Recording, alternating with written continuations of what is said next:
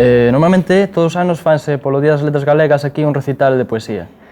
E o ano pasado, pois, ocorreuselle, sabían que nós gustábanos o rap, e ocorreuselles, pois, que podíamos facer algo do estilo, un rap en galego. Night.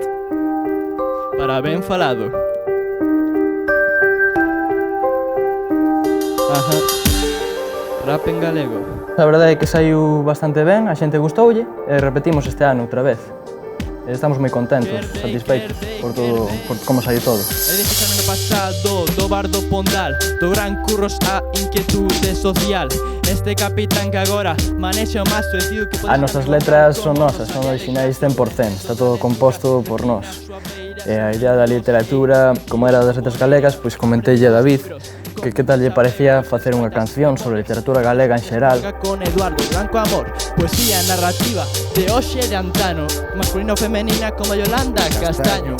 O ano pasado, por exemplo, fixen eu personalmente unha adaptación do poema da Fonte de Brooklyn de Luis Seoane e logo incorporeille unha parte feita por min.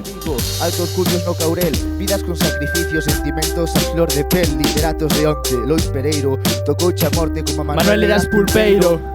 Contos a luto tranquil, versos de homenaxe. Está ben para dar a coñecer estes autores, porque o rap a xuventude está moi influenciada polo rap. Se lles ensinas os autores máis importantes, eles van a sentir curiosidade, van querer ler e aprender. Memorias dun poeta labrego, Seate García Lorca escribiu con amor en Galego. Entón, nos sentimos en parte orgullosos de poder aumentar esa creación en galego e incluso pode ser que podamos animar a alguén máis a que tamén fala en galego, porque estaría bastante ben que fóramos máis xente e tal. Follas novas destes literatos, poetas renovando os vellos clásicos. Cantamos en galego porque nos gusta o galego. Rap como cane de coñecemento máximo.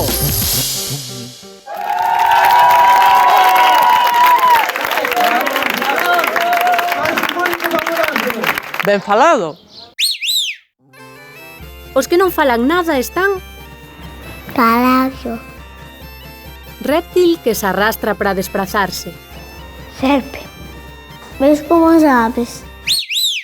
O rap ten un feitío que ven dos negros dos Estados Unidos, pero o dialogar en verso improvisado xa existe nas nosas regueifas, xa existía nas tenzóns da nosa lírica medieval e tamén xa existía entre os pastores celtas de ovellas que vivían ao sur dos Alpes. Ali escoitounos o poeta romano Virxilio e imitándoos fixo as súas famosas églogas.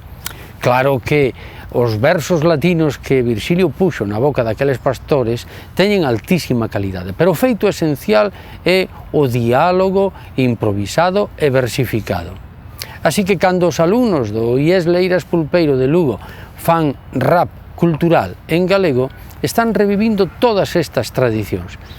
É seguro que os versos de Virxilio se oíron dentro das murallas hai 1700 anos, así que a técnica quedou nas pedras. Agora